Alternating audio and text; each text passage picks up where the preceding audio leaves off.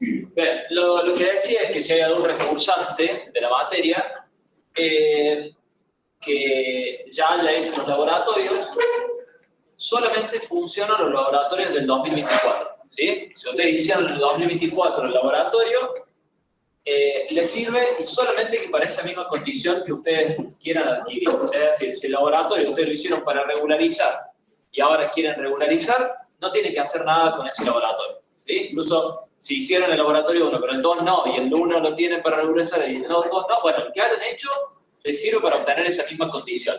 Ahora, si ustedes quieren promocionar y lo habían hecho para regularizar nada más, ahí lo van a tener que hacer todo completo porque es distinto al laboratorio. ¿Sí? ¿Pueden reutilizar ese código? Y bueno, sí, hay mucha base que les va a servir, pero tienen que hacer todo el proceso de nuevo. ¿Está claro? ¿Sí? Bueno. ¿Hay algo más? ¿Alguna duda? ¿Hasta acá? ¿Algo más que me haya olvidado de decir? Sí. No sé que el laboratorio 1 se ve el 12 de noviembre y el 2 en la semana siguiente. Sí. Sí. ¿Cómo va a ser la dinámica? ¿No? Nosotros ahora vamos a terminar con este tema y ya al toque, ahí vi que hay una pregunta, ya la veo, termino con este y la veo. Vamos a empezar el práctico que viene a hacer módulos en System Value del micro. ¿Sí? El laboratorio 2, ya, el práctico ese ya está subido. El práctico 2 es juntar todos esos módulos en el micro y ver que el micro funciona. ¿Sí? Y hasta ahí llegamos con esa parte. ¿Sí? El laboratorio va a ser trabajo de ustedes ponerle una técnica de mejora de rendimiento de ese procesador. ¿Sí? Entonces, los grupos, nosotros de ese laboratorio, se lo vamos a estar generando ya para la clase que viene, ¿sí? Para que ya puedan empezar a trabajar con su grupo. ¿Sí? Y entonces van a ir ya trabajando en el laboratorio y lo que le va a quedar para hacer en su casa, digamos, es agregarle esa técnica de mejora de rendimiento y las consignas que sean del laboratorio. ¿Sí? Al final de la materia, quedan, por ejemplo, creo que 2 o 3 semanas, no me acuerdo exactamente, creo que son 2 semanas, que no vamos a dar contenido, sino que nos vamos a dedicar a terminar los laboratorios. ¿Sí? Entonces, por eso la entrega del laboratorio 1 hasta el final. ¿Sí? Para que puedan terminar de redondear.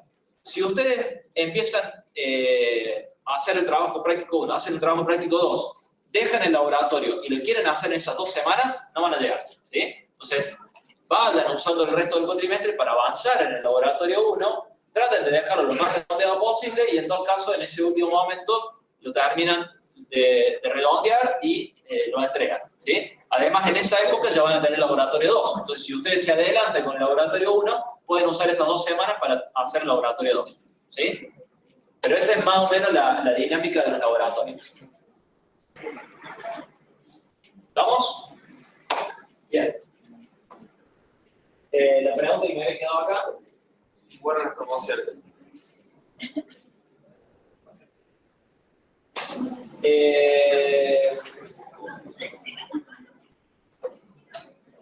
Mira, Liz, te voy a ser sincero, este es el último año que lo vamos a hacer, ¿sí? Porque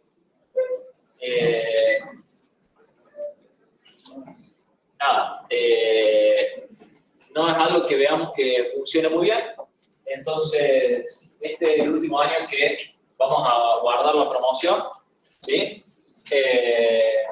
¿Qué es lo que digo que no suele funcionar muy bien? Que generalmente la gente que no se puede inscribir en la materia, estadísticamente el 90% queda libre, digamos, ¿no? O sea, como no regulariza ni promociona la materia. Entonces, ¿por qué? Y bueno, porque están tratando de ponerse al día con las otras materias que no son fáciles. Claro. Entonces, a partir del año que viene, no vamos a guardar la promoción. Este es el último año que, si ustedes no se pudieran inscribir por Guarani, quieren rendir, nosotros vamos a guardar la nota y lo vamos a hacer por un año. ¿Sí? Sí. Y sí, nos podemos inscribir, pero no estamos aptos para aprobar la materia porque no tenemos Si se pudieran escribir, sí. Sí. Si se pudieran escribir, sí. La cuestión está ahí en que vos no podrías promocionarlo porque no rendiste la cooperativa. Sí, sí. Eso por ahora sí. Pero también... hasta ahí no va. Está bien, eso. Bueno, lo ideal sería que... claro, hay mucho en esa condición porque estos turnos de examen no hubo muchos exámenes, ¿no? Así que bueno, por eso extendimos un año más esta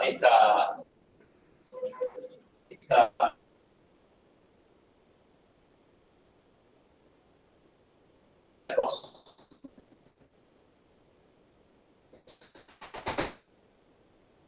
Vamos a la materia.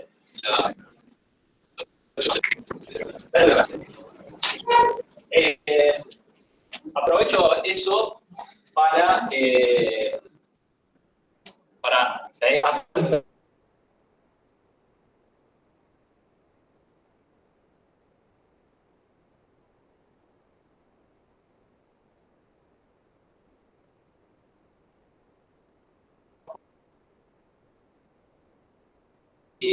no están en el aula virtual, o sea, como que primero exploren todo el mecanismo de comunicación que hay para ver si esa duda no está resuelta ya, ¿sí? Si no está resuelta es por el canal público, por favor, porque se me llena o sea, tengo dentro del Zoom y tengo 700 mensajes privados, digamos, y honestamente no tengo tiempo para ponerme a contestarlos a todos, digamos. Les soy sincero, no tengo tiempo. Entonces, son infinitamente más ustedes que los que somos docentes. Entonces, y encima de eso, lo que hacen es, me escriben a mí, le escriben a Valentín, le escriben a Francisco, le escriben a Agustín, le escriben a Delfín, que no están dando la materia, ¿no? Entonces, respondo yo, responde Valentín, responde Delfín, ¿no? Bueno, traten de eso, de evitar los mensajes personales, excepto que en el mensaje haya información confidencial de ustedes, como la tarjeta de crédito. Claro, si ustedes no quieren pasar una coima, no lo hagan, ¿no? Encima queda grabado el chiste, ahora. No, me refiero a información privada en el sentido de alguna condición particular de ustedes que obviamente no queremos hacer pública, entonces eso, bueno, ahí sí escriban un mensaje privado, pero si yo tengo la casilla de mensaje privado explotado de otros mensajes, no voy a poder leer esas particularidades, ¿sí? Entonces, bueno, traten de darnos una mano desde ese lado, porque realmente estamos bastante colapsados, ¿sí? Bueno, la clase pasada terminé dándoles un mensaje que quiero recalcarlo, ¿sí? Que es, a la hora de escribir en Verilog, ya se lo hemos dicho varias veces, pero tienen que dejar de pensar que están escribiendo lenguaje de programación y considerar que están escribiendo lenguaje de descripción de hardware, ¿sí? Entonces, tienen que evitar pensar que menos líneas de código hace un código mejor, ¿sí? Eso no es así en el System Verilog, ¿sí? De hecho, ustedes pueden escribir un multiplexor con el operador ternario, ¿sí? Que vimos.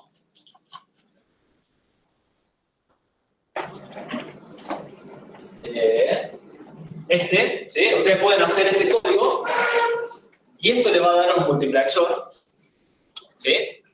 O pueden hacerlo con Always Com y una estructura if-else, 7 líneas probablemente, y el resultado va a ser exactamente el mismo, un multiplexor, ¿sí? ¿Qué quiero decir con esto?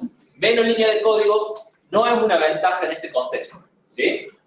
Optimizar la optimización de este código no va por la cantidad de líneas o por la forma en la que yo creo que es más eficiente, ¿sí? La optimización en este contexto va por hacer las cosas lo más predecible posible para la herramienta y que la herramienta pueda sintetizar lo que yo estoy queriendo, ¿sí? ¿Cómo hacemos eso? Usando estructuras conocidas y estándar, ¿sí? Entonces, che, necesito hacer un multiplexor, hacelo así, punto.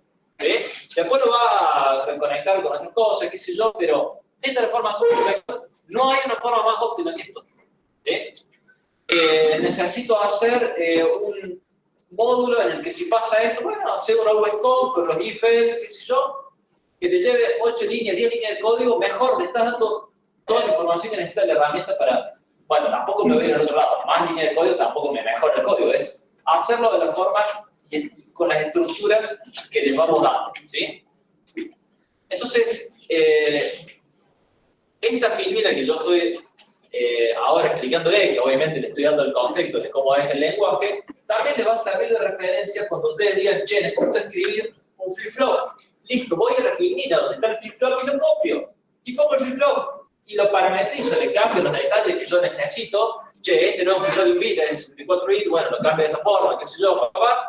Pero úsela de referencia, ¿sí?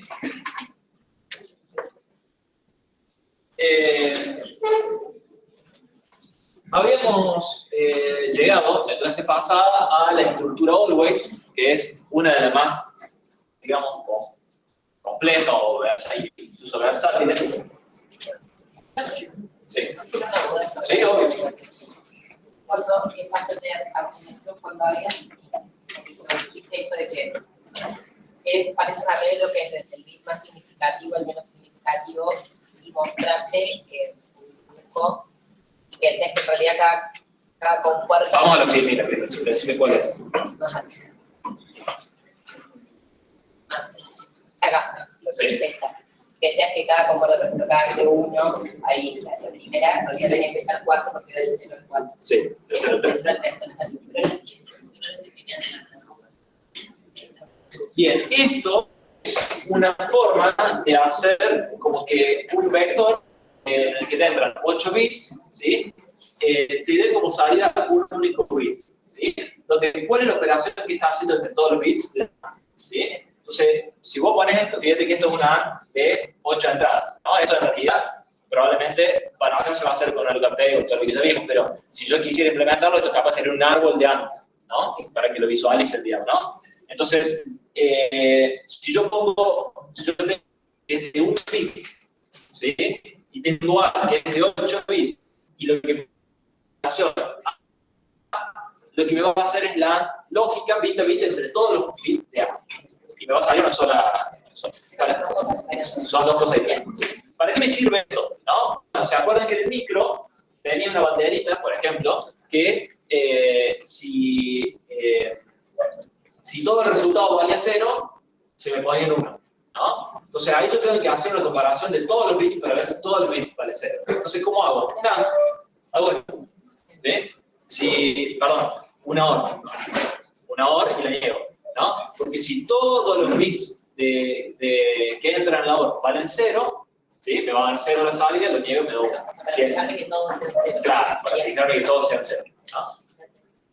Acá, en lugar de poner ampersand, iría el operador de la OR. ¿Sí? ¿Alguna otra duda de la clase pasada? ¿Algo que les haya quedado? Bueno, entonces estábamos hablando de, iba a empezar a hablar de los always. Los always tienen esta estructura, ¿sí? El always, o sea, la palabra clave always, ¿sí? Que significa siempre, ¿no? Entonces, esto es, el arroba es at, ¿no? Entonces, esto es always at, siempre que pase esto, dentro de acá, ¿no? Eso sería la traducción, ¿sí? Entonces, siempre que algo de esto cambie, voy a entrar acá, ¿sí? Por eso se llama lista de sensibilidad, porque ahí ese proceso es sensible a los cambios de todas esas señales, ¿sí? Entonces, podemos mencionar 3 tipos de always. El always común, que lo puedo usar para circuito combinacional o para circuito secuencial, para cualquiera de los dos. El always common, que me sirve solamente para combinaciones, y el always flip-flop, que sirve solamente para secuenciales, ¿sí? Entonces, ¿por qué tenemos estos 3? Bueno, inicialmente la estructura que surgió es el always, que viene heredado del lenguaje anterior, que es Verilog, ¿sí? Que en Verilog se usa el always para las dos cosas, ¿sí? ¿qué es lo que hace System-Verilog? Le dice, no, mira, yo te voy a dejar que vos me especifiques qué es lo que vos querés hacer. Entonces, si yo estoy interpretando otra cosa, te voy a tirar un error de que lo que vos estás queriendo hacer no se corresponde con lo que vos querés hacer. Lo que vos estás haciendo no se corresponde con lo que vos querés hacer. ¿Sí? Entonces, si yo le pongo always go e intento hacer una lógica secuencial, me va a decir, che, esto no está mal. ¿Sí? Entonces, es una pequeña redundancia para verificar que lo que yo estoy queriendo hacer va a ser correctamente interpretado. ¿Sí? Entonces, yo lo que les sugiero es, y no les sugiero, les obligo que si van a hacer lógica secuencial, usen always flip-flop, si van a hacer lógica combinacional, usen always go. ¿Sí?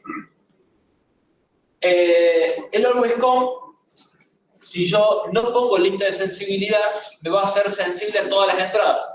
¿Sí? De nuevo, evitemos usar eso y hagámoslo más redundante. Pongamos todas las entradas en la lista de sensibilidad, ¿sí? Para asegurarnos de que estamos haciendo lo que nosotros queremos. ¿Sí? Entonces, ¿qué sería? Bueno, imagínense que queremos implementar la misma lógica que hicimos con los assign anteriormente. ¿Sí? Los assign, habíamos dicho, funcionan solo lógica combinacional y me asignan una operación a una salida. ¿Sí? Acá, fíjense, yo digo always go, ¿sí? Acá tendré que haber puesto AND y AB.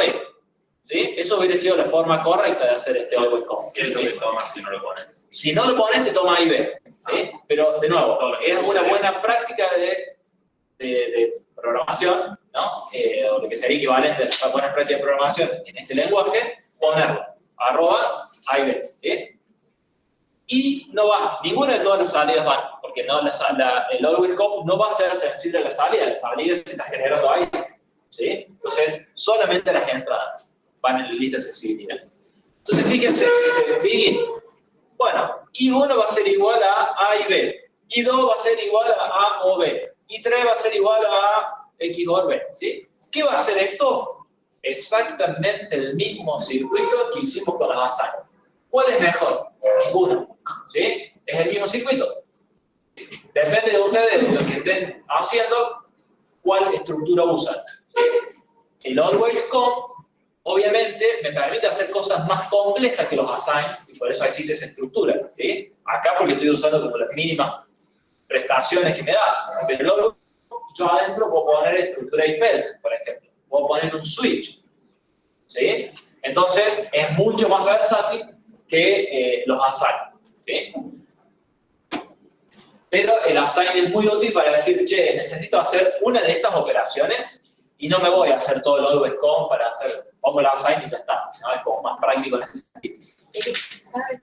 Eso de que sea sensible a quienes están en nivel se va a volver a lo que quiere decir es que cada vez que cambie A y B va a interpretar esto. ¿Sí? Y entonces, ahí voy, ¿sí? Entonces termino, ¿no? Entonces, si cambian A y B, va a ver si hace falta actualizar las salidas. ¿Sí? Si no cambia A y B, la salida no se tiene que actualizar porque estamos en un circuito combinacional, ¿no? Y en el assign, yo no le digo a qué es sensible y entonces es como que, bueno, es sensible a todas las entradas, digamos, ¿no? Pero por eso sería el equivalente, nada más que acá está bueno hacerlo explicitado, digamos.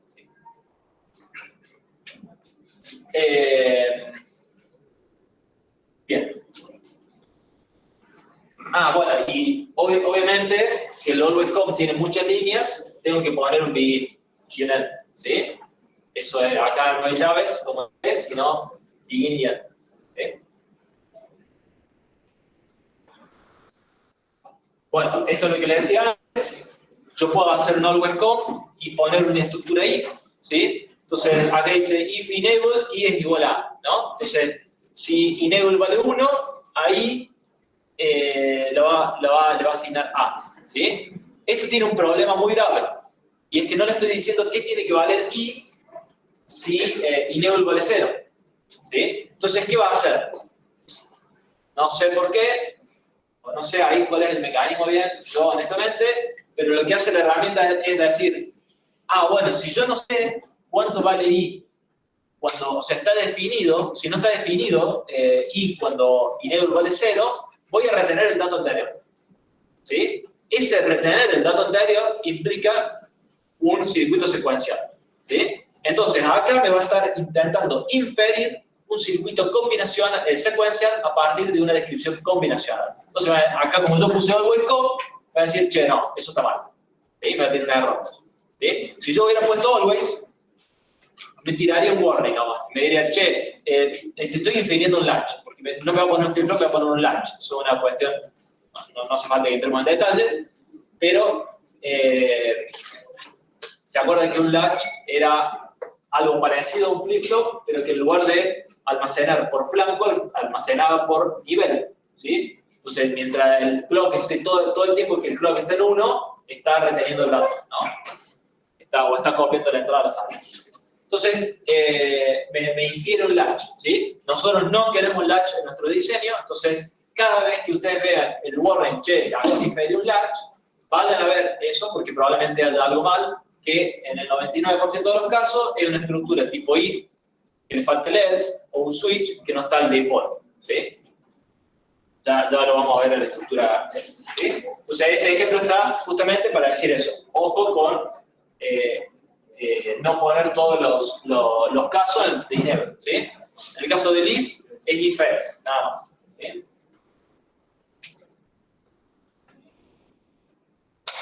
Bien, en el caso de lógica secuencial, que básicamente, para lo único que nosotros vamos a querer lógica secuencial es para flip-flops, ¿sí? ¿Dónde tenemos un flip-flop en nuestro micro? Registro. No. El bloque de registro no tiene flip-flop. Es memoria. El Brown Counter, exactamente. El Brown Counter es el único flip-flop que tenemos en nuestro circuito. ¿Sí? Entonces, esta estructura nos sirve para hacer Brown Counter. ¿Sí? En realidad, más que un flip-flop, es un registro de 64 bits de ancho. ¿Sí? De carga y descarga paralela. ¿Se acuerdan de eso? Eso es un Brown Counter. Bueno, cuando quiera hacer lógica secuencial, que va a ser, perdón, olvidé de decir, pero cuando ustedes tengan que hacer la mejora del micro, ahí sí van a tener que usar mucho flip-flop. ¿Sí? Así que se las dejo ahí, chicas. ¿Sí? Cuando vayan al laboratorio, cuando le tengan que poner técnica de mejora de rendimiento, ahí sí van a usar mucho flip-flop. ¿El caché sería 20.000 flip-flops? No, porque eso es más, es RAM. Perdón, es memoria ya. ¿Sí? Claro, pero son tecnologías distintas de almacenamiento. ¿Sí? El caché es memoria, digamos, ¿no? Entonces, ¿por qué? Porque usan mucha menos electrónica para almacenar el dato. ¿Sí? El flip-flop, como es tan rápido, por eso el caché no es tan rápido como el flip-flop. ¿Sí? El flip-flop es más rápido. El flip-flop en un dato ya tenés en un clock ya tenés el dato, digamos. ¿Sí? La memoria no. Entonces, hay distintas tecnologías de memoria que le toman distintas cantidades de clock, ¿no? O sea, al disco duro le toma 3 años, ¿sí? Al RAM y le toma 2 meses, y a la caché 1 semana, y a los flip-flop un día. ¿Sí? Así, pero escalado en nanosegundos.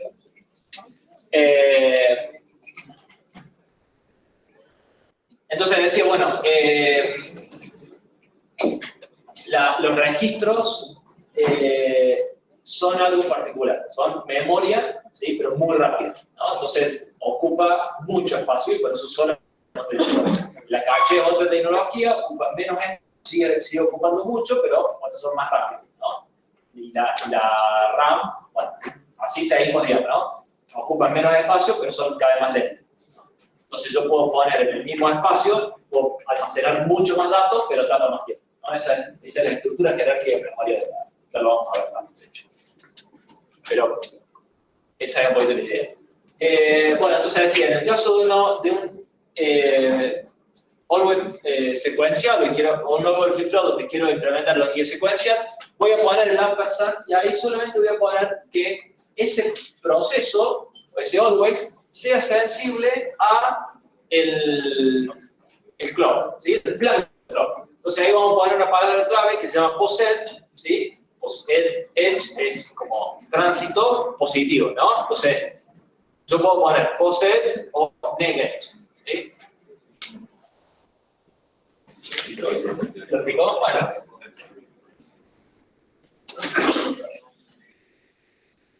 POSET es esto, NEGET es eso, ¿sí? POSET voy de abajo para arriba, NEGET voy de arriba para abajo, ¿sí? Entonces vamos a poner always arroba POSET CLK, ¿sí? Que se va a hacer nuestro plot, ¿sí?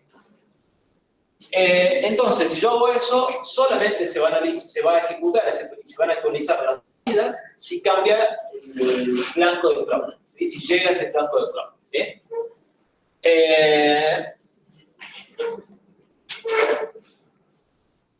Bueno, esto lo vamos a ir dando. Entonces, si yo quiero hacer un flip-flop, ¿sí? Voy a poner always-ff, ¿sí? arroba POSET clock, ¿sí? Olvídense de esto por ahora, ¿sí? Imagínense que no está eso. Entonces, cada vez que llegue el flanco positivo de clock, si el reset no está activo, actualizo, ¿sí? Si el reset está activo, perdón. Lo que pasa es que es un reset negativo, ¿no? Dependiendo es como una lógica doblemente invertida, ¿no? Entonces, bueno, dependiendo del flip-flop, dependiendo del reset, voy a actualizar o no voy a actualizar la salida, ¿sí? Si el reset está activo, ¿sí? Más allá de qué tipo de reset sea, si está activo, la salida va a valer 0. Si no está activo, voy a actualizar, ¿sí? En todo otro momento en el que Q piense que, perdón, D, ¿no? D es la entrada, puede estar variando D, pero como D no está acá, no se va a actualizar la salida, no se va a actualizar Q, ¿no? Que es justamente lo que yo quiero. Yo quiero que Q solamente se actualice cuando llegue al flanco de reloj, ¿sí? Esa es la diferencia entre lógica combinacional y lógica secuencial. ¿Sí? ¿Todos me siguen con esto? ¿No? ¿Muchos no? Un no, pero un no como Un no anónimo. un no anónimo. Bueno, entonces, vamos ahora al reset. Fíjense que ahora dice, yo me lo pasé para poder hacerlo más rápido, para poder explicar lo otro, que dice todas las señales en la lista de sensibilidad tienen que ser POSET o NEGET, ¿sí? Si no hago eso, estoy haciendo una cosa rara que no es ni lógica de combinación ni lógica de secuencia, pero tiene un error, ¿sí? Entonces, ¿por qué hago que NEGET, ¿sí? ¿Por qué pongo el reset como NEGET, ¿sí? Bueno, porque quiero que si el flanco del reloj se va a fijar y va a actualizar todo a través del reset y a través del Q, ¿sí? Y si el flanco de reloj que me llegó es negativo, solamente se va a fijar en el reset, ¿sí? Entonces ahí estoy haciendo un reset asíncrono, ¿sí? Perdón. Perfecto. Y es lo mismo NEGET reset N que POSET reset. O sea,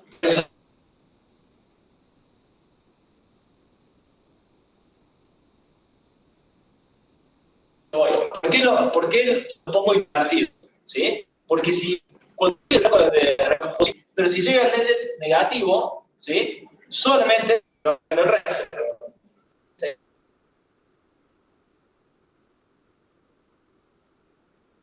Perdón, va a entrar y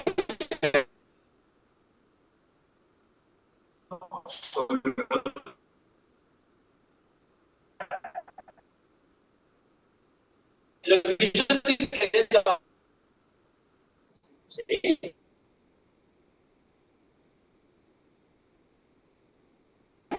Quiero hacer, ¿sí? Pero yo quiero que actualice la Q con el flanco negativo, solamente si el reset cambió. Acá no pongo el reset, ¿sí? Si quiero un reset asíncrono y que apenas cambie el reset se actualice, lo pongo con el flanco invertido del clock. Entonces, si me llega bueno, ante cualquiera de los dos eventos, como decía antes, se va a actualizar. ¿Sí?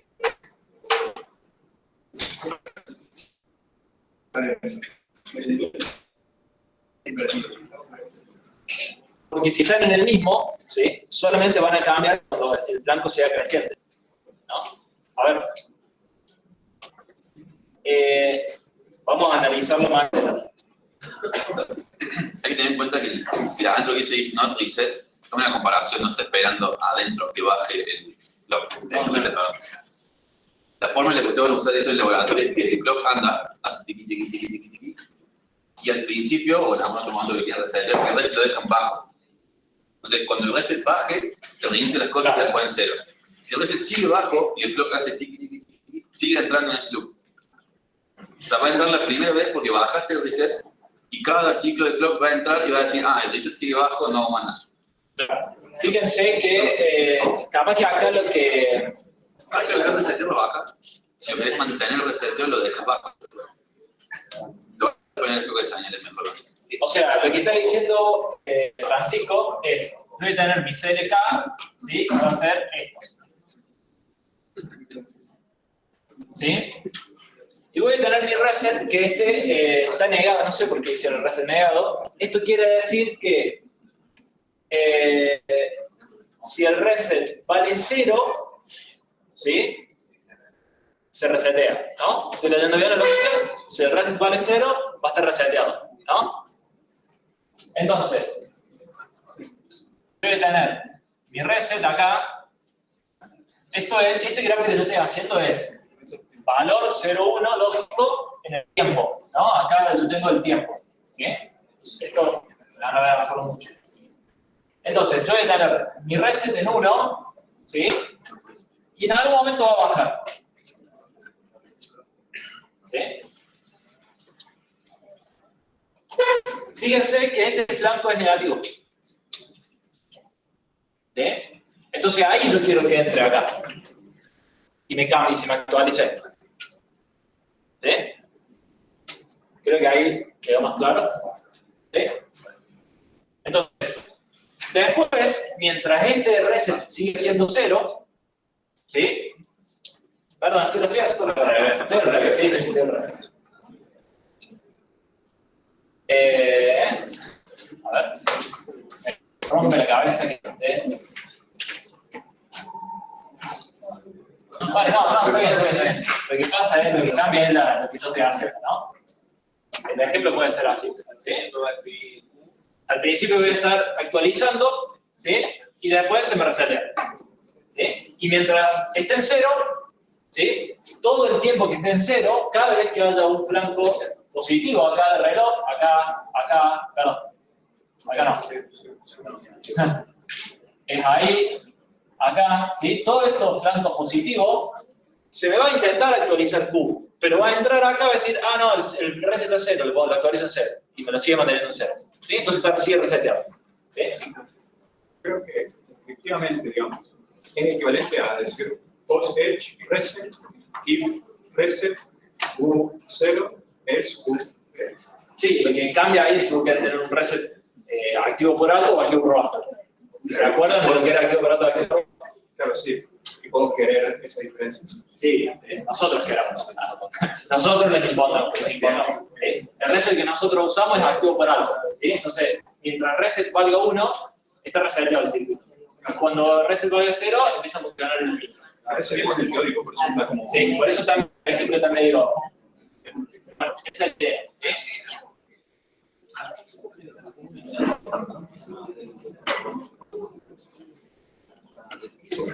Bien. Estuvo bueno porque...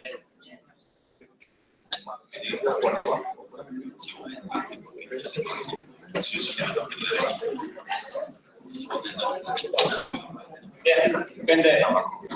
Espérenme que voy a...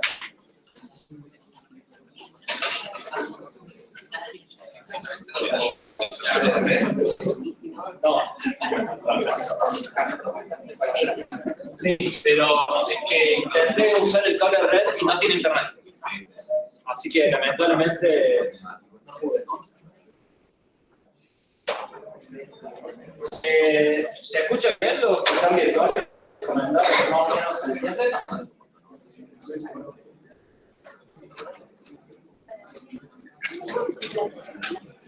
Evidentemente no. Dentro de todo sí. Ok. Antes de cortar, sí. Es lo que nos pasa lamentablemente todos los años.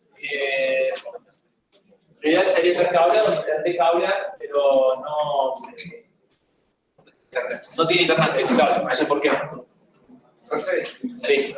Entonces, el flip-flop es el reset activo por abajo. Activo por abajo, sí. Por eso dice RST que es asíncrono. Y es asíncrono. Exacto. Entonces, cada vez que funcione, tú. Sí, pues siempre dice, parece que está en el cloud y Claro. Si yo quiero hacer un reset, gente, por favor. Si yo quiero hacer un reset asíncrono, es decir, que solamente se resete cuando llega el clock, no lo pongo acá. Síncrono. Perdón, síncrono. Estoy quemado ya. Si es síncrono, ¿sí? No lo tengo que poner acá.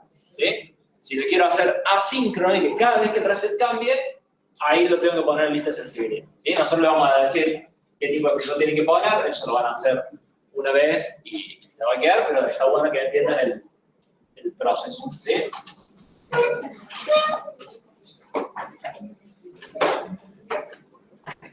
Bueno, otra cosa que suelen tener que es muy importante. Bueno, no, acá hay más. Acá está el reset asíncrono, ¿sí? Fíjense, el reset asíncrono es este y el reset síncrono es este, ¿sí? Lo otro que tiene esto es que me está poniendo ahí un registro. Fíjense que lo que está haciendo acá es que D y Q son de 4 bits, ¿no? En este caso, el ejemplo nuestro serán 64, por ejemplo, ¿sí? D y Q. Y entonces, cuando yo hago esto, en realidad lo que me va a implementar es un registro de 64 bits de entrada y salida paralela. Bueno, en este caso es de 4 bits. ¿Sí? Fíjense que la constante acá donde le ponen 0 es 4, porque es la cantidad de bits, apóstrofe B, si lo voy a dar en binario, 0. ¿Sí? Entonces ahí que está haciendo, bueno, pone 4 bits en 0. ¿Sí? Los 4 bits los pone en 0. La diferencia entre el de arriba y el de abajo es que este síncrono es asíncrono.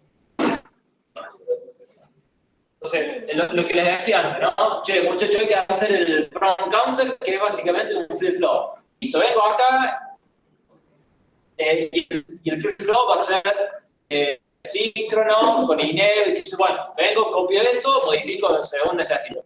Le cambio en lugar de 4, de 3, le pongo 63, en lugar de y así lo vamos modificando hasta que tengamos lo que queremos, ¿sí? Pero no hay que estar todo el tiempo escribiendo y pensando cómo implementarlo, ¿sí? Ya me baso en la estructura que ya conocía, que ya le vamos dando.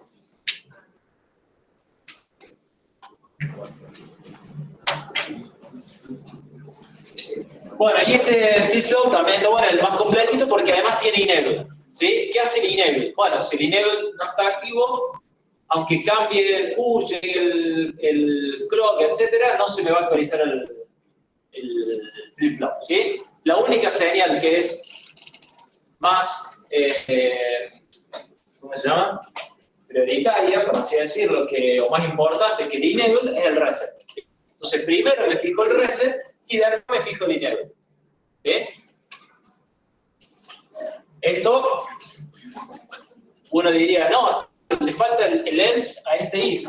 Acá no hay problema porque esto es lógica sincrónica. ¿Sí? Entonces, ahí está bien. ¿Sí? Lo que sí o sí lo tienen que hacer es si estoy haciendo un always com. Bueno, como les decía, acá me vuelvo a los always com. Algo muy útil es poder hacer una estructura tipo el switch. ¿Sí? Acá se está. ¿Cómo? Podría haber traído una plaquita para mostrar. Sí. Esto es, sí, es cierto, no me di cuenta. Esto es un switch, un case, digamos, case en realidad, que me llama case, donde, fíjense, si data vale 0, la salida segment, que es de 7 bits, va a tener todos estos datos. ¿Sí? ¿Qué es el ejemplo que me está dando? ¿Se acuerdan cuando yo traje la plaquita? Tenía abajo un display, que seguramente lo han visto en toda la electrónica, y son como un 8, ¿no? Ese 8 es porque yo puedo prender y apagar cada uno de esos LED, de estos, ¿sí? Son todos LEDs independientes, y con esto yo puedo formar todos los números, ¿sí? Si yo prendo el 1, el 6, el 5, el 4, el 3 y el 2, forma un 0, ¿sí? O sea, dejo apagado justamente el 0, ¿no? El del medio lo dejo apagado y entonces tengo prendido un 0. Si quiero poner un 1, el 5 y el 4. Si quiero poner un 2, bueno, lo voy a dibujar, ¿sí? Entonces, esa estructura en la electrónica se usa muchísimo. Y es, ¿cómo? Las de la A a la F. De la A a la F también las puedo dibujar, ¿sí? Tal cual. Entonces, lo que hace este código es, dependiendo del dato que llegue, que va a ser un número de 4 bits, ¿sí? De 0 a 8, de 0 a 7, no, perdón, de 0 a 9, 0 a 9, porque puedo poner todos los números, de 0 a 9. Dependiendo de eso, voy a ir prendiendo o apagando los LEDs que corresponden, ¿sí? Entonces, en el 0, fíjense, pone un 1 en todos los bits, menos en el 0. En el 0, perdón. En el 0 pone todos los bits en 1, excepto en el menos significativo, que es el 0. Si quiero poner el 1, pone un bit en 1 en el 5 y el 4, que son estos dos. Entonces formo 1. ¿Sí? Entonces, eso es un ejemplo de una estructura case. ¿Sí? ¿Para qué usaremos la estructura case? No es el único caso, ¿no? O sea, ustedes saben que la estructura case se usa para muchos casos. En el micro, les doy un ejemplo. Lo vamos a usar en el controller, ¿sí? ¿Se acuerdan del bloque de control? Que dependiendo del opcode, yo generaba un montón de señales de salida. ¿Se acuerdan de eso? ¿O estoy hablando de China? Nosotros lo vimos más frecuentemente, yo Claro. Y acá no tengo el bueno, ya lo veremos cuando hagamos el micro, pero bueno, ahí van a tener que usar una estructura de tipo, ¿sí? Sí. Ahí se debería poner la lista de sensibilidad. Sí. A ver, acá lo único que entraría en la lista de sensibilidad es data. Odio esta filmina que no tiene la lista de sensibilidad, ¿sí? ¿No lo hice yo? Le vamos a echar la culpa.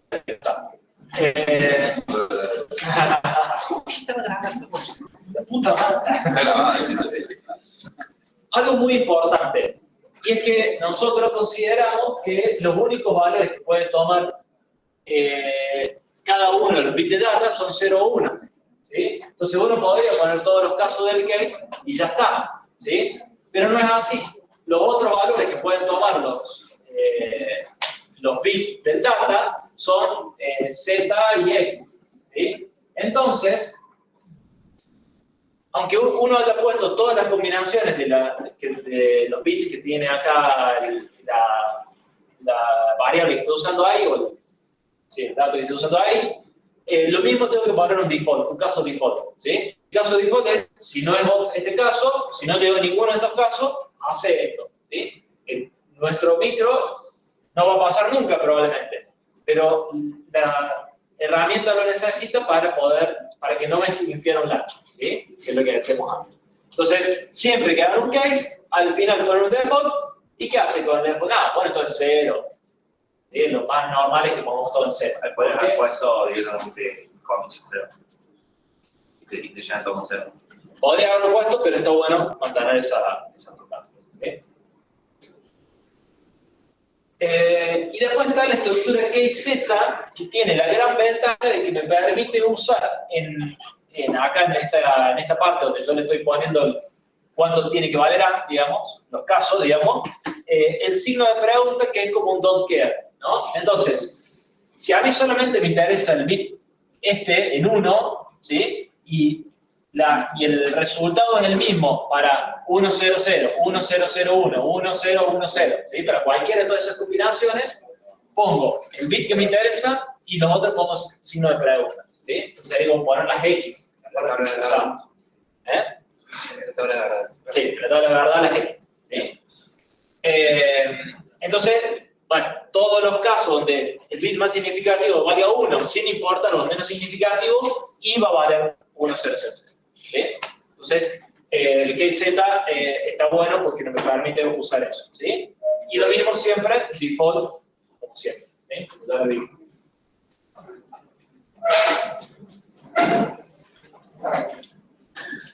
Bueno, y acá viene algo que rompe mucho la cabeza, ¿sí? Es un poco ahí, es la única parte más quisquillosa que tiene System Verilog y Verilog, ¿sí? Pero una vez que ya le voy a dar exactamente cómo usarlo y no va a generar tanto problema, ¿sí? Pero hay dos tipos de asignaciones, ¿sí? La con el menor igual y con el igual, ¿sí? Una de ellas es bloqueante y la otra es no bloqueante, ¿sí? ¿Qué quiere decir bloqueante y no bloqueante? La bloqueante quiere decir que lo que está dentro del always se va a interpretar secuencialmente. Y bloqueante, ¿sí? O sea, primero la primera línea, después la siguiente.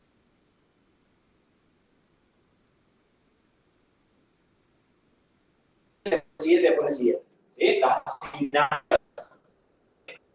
No bloqueante se van a asignar en paralelo, ¿sí? Entonces, me podría pasar, dependiendo del caso, que si la asignación de abajo depende de lo de arriba, me cambie si yo uso asignación bloqueante o no bloqueante, ¿sí? En la práctica, la no bloqueante se usa en los always flip-flop, ¿sí? Entonces, siempre que hagan un flip-flop, ¿sí? Que es la no bloqueante, y la bloqueante se usa en... ¿por qué? Bueno, no me gusta no. La bloqueante se usa en los combinacionales, ¿sí? Entonces, siempre que hagan un always com, usan bloqueante. Si es secuencial, usan no bloqueante, ¿sí? Reglita, se la acuerdan de memoria, ya está, ¿sí? La diferencia es lo que les decía. Yo quiero que en los combinacionales sea bloqueante porque, fíjense, ¿no? N1 estoy asignando Q a partir de N1 y N1 depende de D, ¿sí? Entonces, ahí me va a cambiar la lógica que me infiere. Creo que acá está los circuitos que me genera, ¿sí? Entonces, acá me los da todo en el mismo clock y acá me los asigna en clock distinto, ¿sí?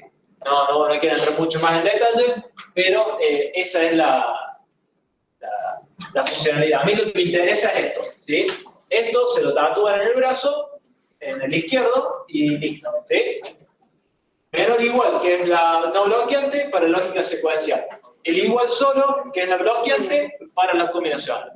Eso es lo que interesa, ¿sí?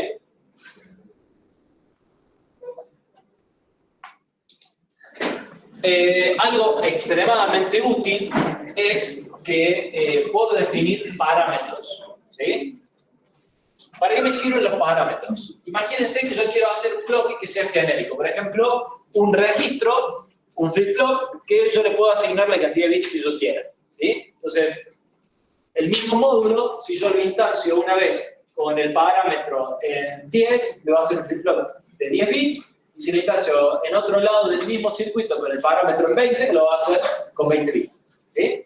Para eso sirven los parámetros, son muy útiles porque me dan esa versatilidad a la hora de escribir bloques, ¿sí? No tengo que tener 70.000 registros con cada bit para distintas cantidades de bits, ¿sí? De hecho, así lo vamos a hacer.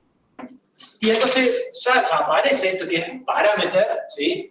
Porque yo no puedo poner como parámetro un cable, ¿sí? Entonces, ustedes piensen que todo esto es logic, son entradas y salidas, son cables, ¿sí? Entonces yo no puedo poner en el parámetro algo que puede variar en el funcionamiento del micro, ¿sí? Esto yo lo voy a dejar seteado, ¿sí? Quieto, como una constante, y entonces cuando se sintetiza va a tomar cada uno de los valores y después el circuito no va a cambiar, ¿sí? Las señales cambian cuando funciona el circuito, los parámetros no, digamos, esa es la realidad. No sé si con eso. Sí. Sí. Después yo llamo al MUX2 y hago una instancia. Sí. Y ahí le decís, cuando haces la instancia, le decís cuánto vale ese parámetro.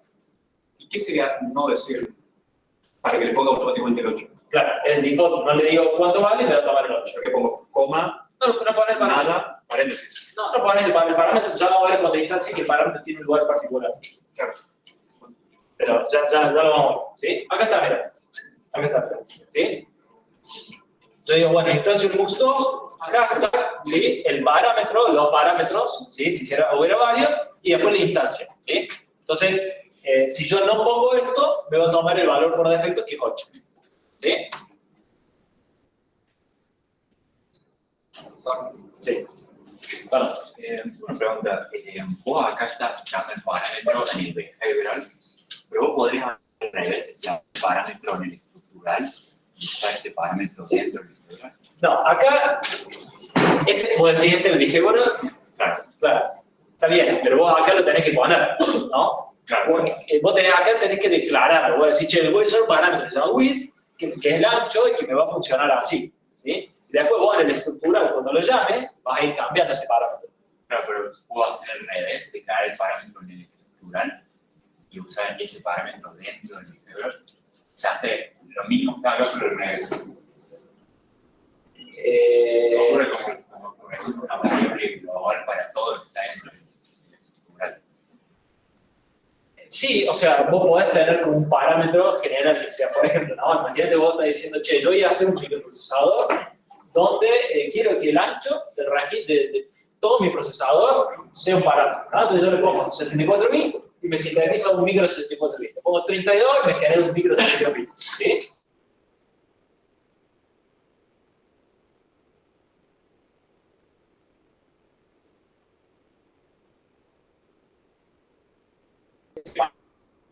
Sí, acá también creo que podemos poner parámetros, digamos. No hace falta que se deje codeado, pero sí tiene que ser un valor que sea una constante.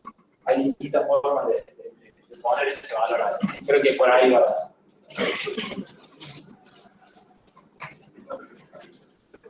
Bueno,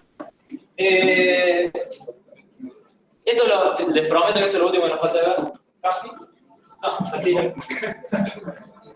Pero bueno, más o menos. No falta tanto. Que son los arrays. Imagínense que nosotros queremos declarar arreglos. Hasta ahora veníamos usando vectores.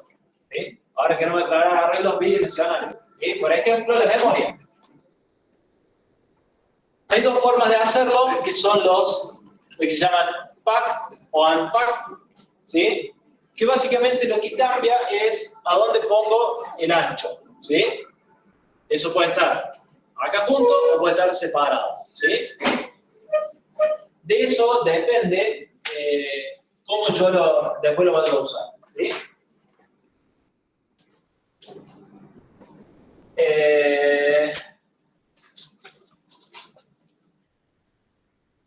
Sí, acá quería llegar al ejemplo, ¿sí? Entonces,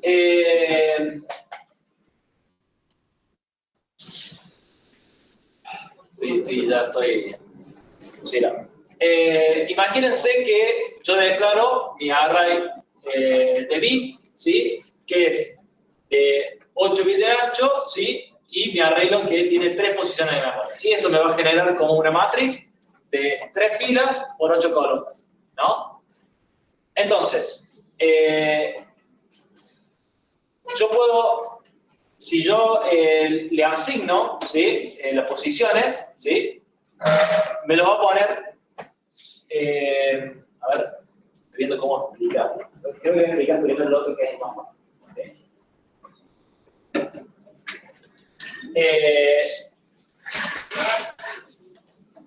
¿Sí? Pero bueno, básicamente la diferencia está en que en los pack, ¿sí? Fíjense que lo declaro los dos puntos, ¿sí? Entonces básicamente me va a hacer un único arreglo, ¿sí? A lo largo, ¿sí? Con todas las estructuras, ¿sí? En cambio, si yo lo declaro por separado, es como que son 3 filas, ¿sí? Nosotros vamos a usar esta estructura, ¿sí? Es la que se usa, por eso me está costando tanto explicarlo, ¿sí? Esta es la estructura que vamos a usar, que es la que vamos a usar para la memoria, la RAM y la ROM. Nosotros vamos a usar una y una, ¿sí? La ROM la vamos a usar para el código y la RAM la vamos a usar para la memoria ROM del micro, ¿sí? Pero básicamente, yo acá lo que le estoy poniendo es, ¿cuál es el ancho? ¿sí? Y acá cuántas palabras quiero que tenga esa memoria, ¿sí? No entremos tanto. O sea, la única diferencia es la localidad de los datos. Sí, Accedo igual, escribo igual. sí. Pero si lo usan para cosas distintas, a esta no lo vamos a usar, ¿sí? Esto es como que estás declarando un arreglo de bits de 3 por 8, entonces por eso hace esto, digamos. Lo que a nosotros nos interesa de esta versión es que esto nos permite entrar a las distintas columnas independientemente, a las distintas filas independientemente. ¿Sí? Entonces, ¿qué es lo que nosotros queremos? El resto. Entonces, esta es la forma en que nosotros vamos a declarar nuestra memoria, ROM, por ejemplo. ¿Sí? Entonces, vamos a poner logic, en este caso de 32 bits. ¿Por qué será de 32 bits? ¿Qué voy a guardar acá? Instrucciones, ¿sí? No, en este caso van a ser instrucciones. ¿Por qué? Es cierto que en nuestro micro real, el ARM, la memoria de datos de instrucción es la misma. Pero en el micro que nosotros vamos a implementar, que es el del mismo que vimos en Orga, la memoria de instrucción y de datos están separadas, ¿sí? Entonces la instrucción es de 32 bits de ancho y la de datos es de 64. ¿Sí? Y va a ser de 64, no de 8, para simplificar las cosas. ¿Sí? Ya lo vamos a ver. Entonces, esto que está acá es la inicialización de esa memoria. Ya le estoy guardando datos. Entonces, cuando se sintetice, ya va a tener esos datos. Entonces, este micro solamente funciona para ejecutar este código. ¿Sí? Está como hardcodeado, por así decirlo. ¿Sí? ¿Se acuerdan que la ROM era read-only memory? ¿Sí? Una memoria que solamente se puede leer. ¿Sí? Es una simplificación del micro para que sea más sencillo, ¿no? de hacerlo. Bueno, y acá me está diciendo que lo que necesitamos es este apóstrofe y las llaves para inicializar. ¿Sí?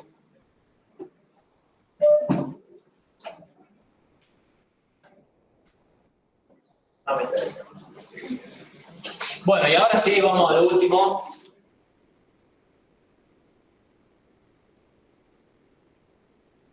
Que es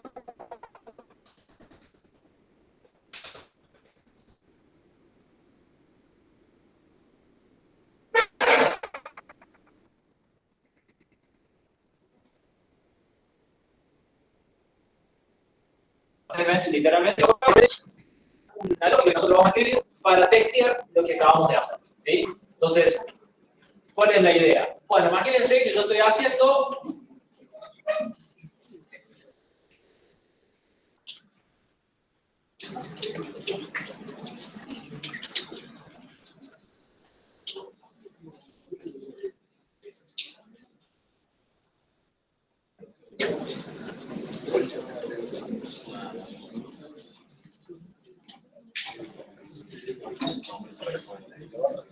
imagínense que yo estoy haciendo una luz, ¿sí? Que de hecho la van a tener que hacer, ¿sí? Entonces agarro y escribo.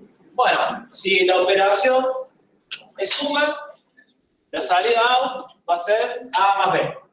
Si la operación es resta, la output va a ser igual a A menos B. Si la salida es OR, si la operación es OR, la salida va a ser A o B. ¿Sí?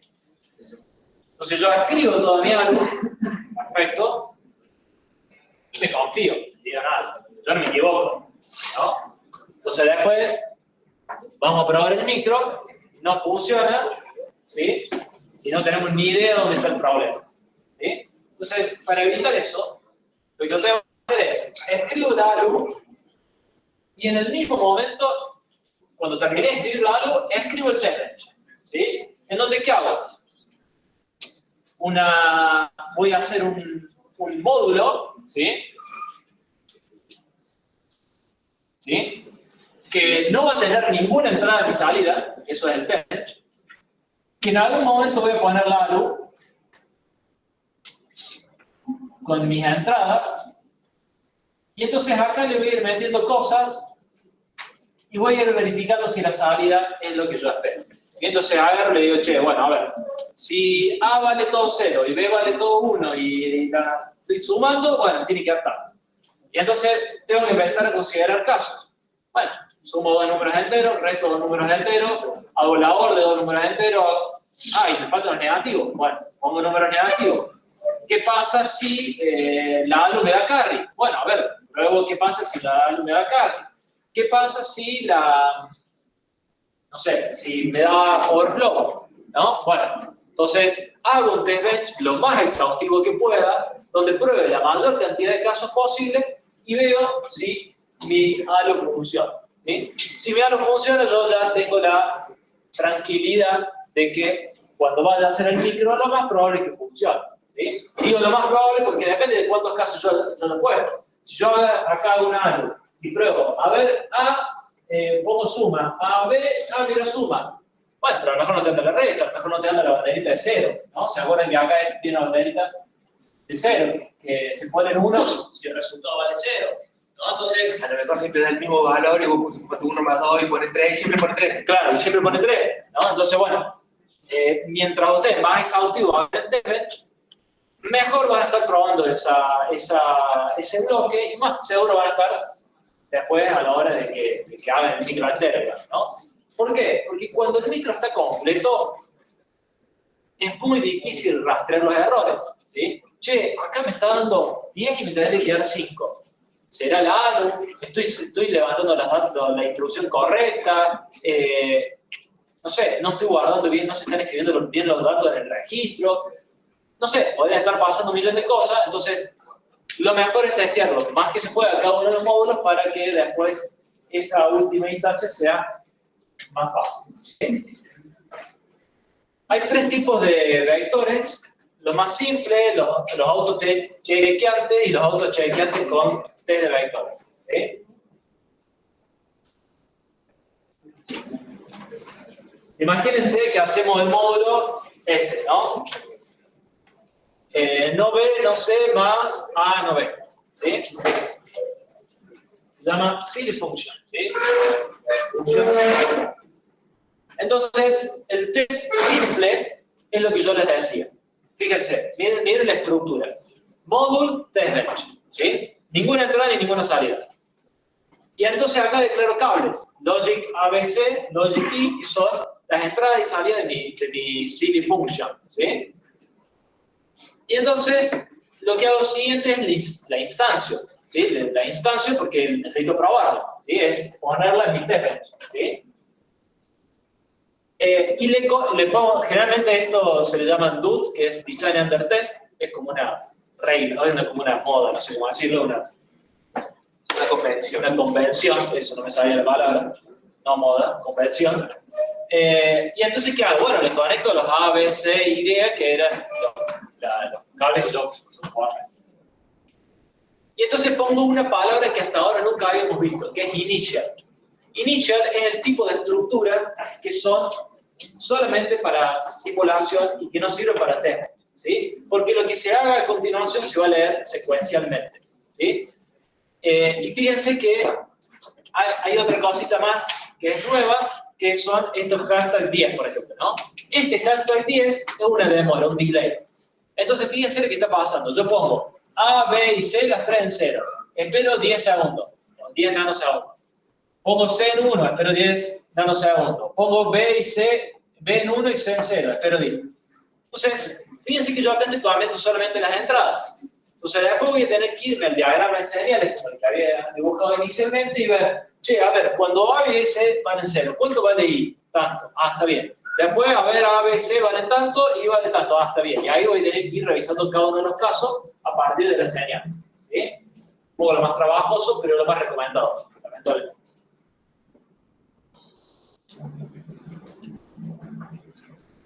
Bueno, no se ve nada, pero acá están las señales, ¿sí? Encima están en verde, es imposible verlo, las líneas están. Y entonces yo tengo que ir caso por caso analizando si la salida tiene sentido con respecto a la entrada que yo estoy poniendo. ¿Sí? Si el módulo es sencillo, está bien, lo hago así, ya está. Sirve. ¿Sí? Ahora, cuando el módulo es un poco más complejo, esto que es Quartus Prime, en realidad quedó viejo del año pasado, porque ahora vamos a usar privado. Pero bueno, la idea es la misma. ¿Sí? Si yo cambio, bueno, obviamente, si cambio el número de estos, esto se me va a hacer más ancho, va a estar más tiempo en ese estado del circuito, ¿no?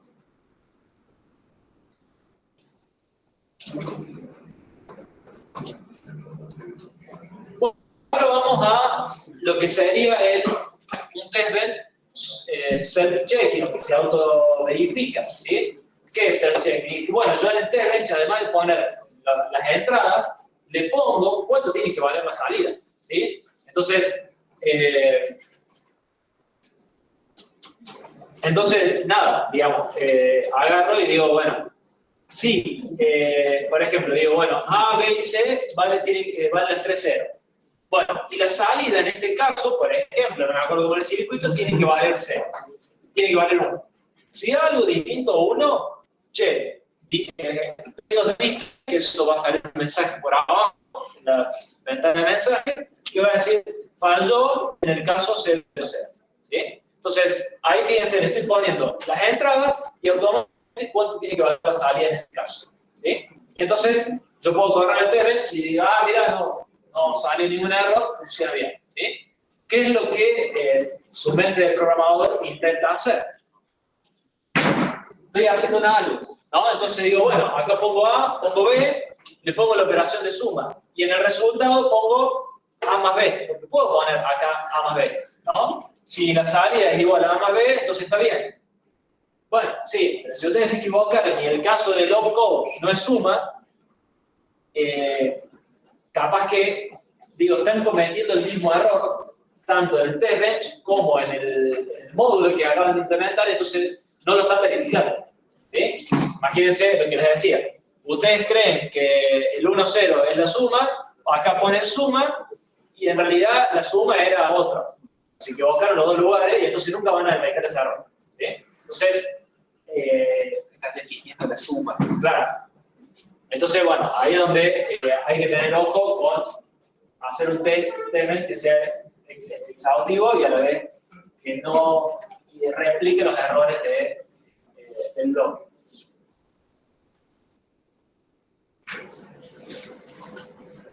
Bueno, algo muy común cuando estoy hablando de circuitos secuenciales es que cuando el flanco es positivo asigno las variables y cuando el flanco es negativo verifico las salidas, ¿no? Eso es algo como muy común. Y yo puedo declarar un test de vectores, ¿sí? Donde agarro y le digo, che, mira, pone a la entrada todos estos valores secuencialmente, ¿sí? Lo defino como una constante y después le voy a ir metiendo todos esos valores. Entonces no tengo que ir haciendo A igual a tanto, B igual a tanto, sino que lo hago todo junto en un test vector, digamos, ¿sí? Y entonces acá, fíjense que el test me queda mucho más sencillo porque el initial lo único que hace es ir recorriendo este arreglo e ir asignando esos valores. Acá genero el clock, ¿sí? Esto, fíjense que el clock vale 1, espero 5 nanosegundos, el clock vale 0, espero 5 nanosegundos y como está en un always, se vuelve a ejecutar. Entonces esto me está generando un clock de 10 nanosegundos de periodo. Y acá está el lugar donde acá yo tengo una condición inicial, ¿sí?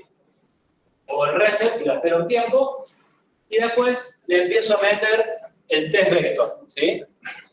Que definimos antes. Entonces fíjense que me queda mucho más chiquito y acá puedo meter un montón de vectores, digamos, ¿sí? Los genero, los tabulo a todos los casos que quiero probar y se los meto como un test vector, ¿sí? Y obviamente ahí también puedo tener otro test vector con otro nombre que sean las salidas y compararlos todo el tiempo, ¿no?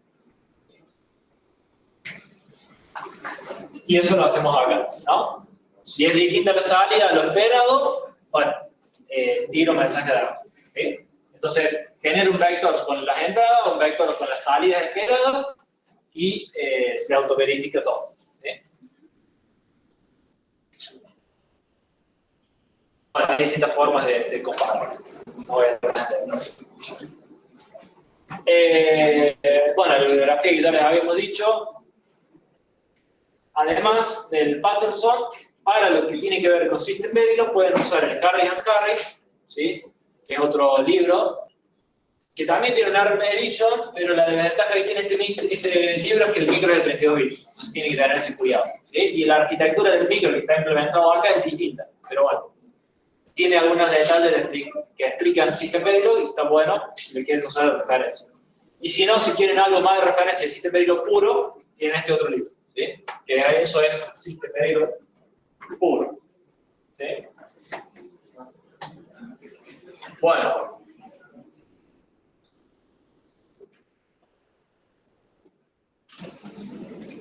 Hay mucho bien. Los que tienen internet de coso. Bueno, todo esto es, hasta acá llegamos con lo que tendría que ser la explicación del lenguaje. Lo que les propongo ahora es que hagamos un mini repasito del micro, ¿sí? Para que lo refresquemos. Con Pablo lo van a ver también bastante más, pero bueno, tengo este ratito y después ya empezamos a ver cómo va a ser el práctico 1 y la clase que viene, la idea sería ya que ustedes vengan a trabajar, digamos, ya con el privado instalado, ¿sí? Y se pongan a trabajar, ¿sí? ¿Cuántos tienen instalado el privado? No, ¿cuántos lo tienen instalado? Sí, pero digo. Un poco los que no lo tengan. Muy bien, no, estoy impresionante, muy orgulloso de ustedes, o sea, muy feliz. Un aplauso para ustedes.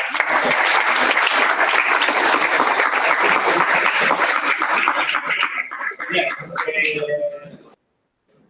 Primero, gracias por eso. Entiendo que lleva un buen rato y que es pesado y toda la historia, pero bueno, gracias por eso. Todo sea para que la materia sea lo más linda posible.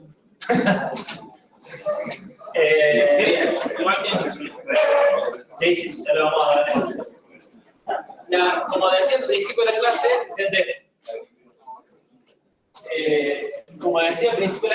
la idea es que yo, para la clase que viene, les voy a dar toda esta dinámica para que ustedes creen los grupos y los repositorios. Así que vayan armándose para el grupo de 3, ¿sí? Por favor, de 3, ni 2, ni 4, ni 1. 3, ¿sí? El repositorio va a tener ese límite, ¿sí? No van a poder agregar más. Así que háganse eso de grupo de 3. Si alguien no tiene grupo, va poniendo ahí en el suelo, che, no tengo grupo, ya, y, bueno, se van encontrando el Tinder de grupos. Solamente para trabajar, ¿no? O sea,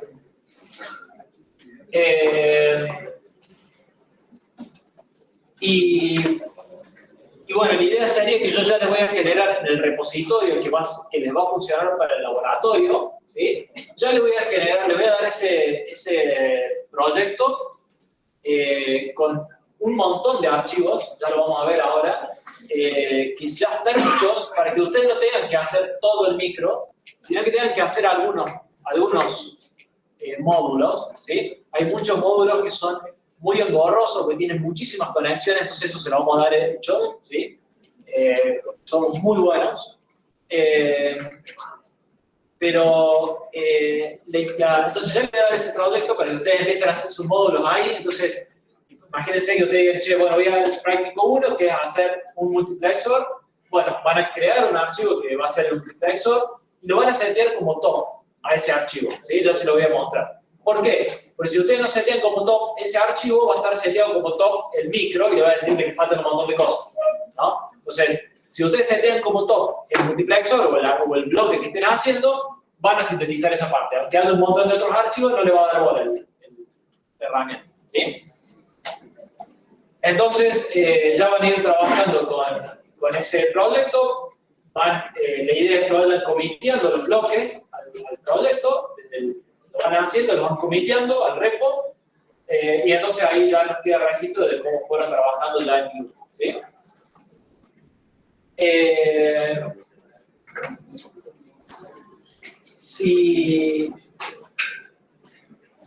Bueno, veamos un repaso del micro. Déjenme que lo busque primero.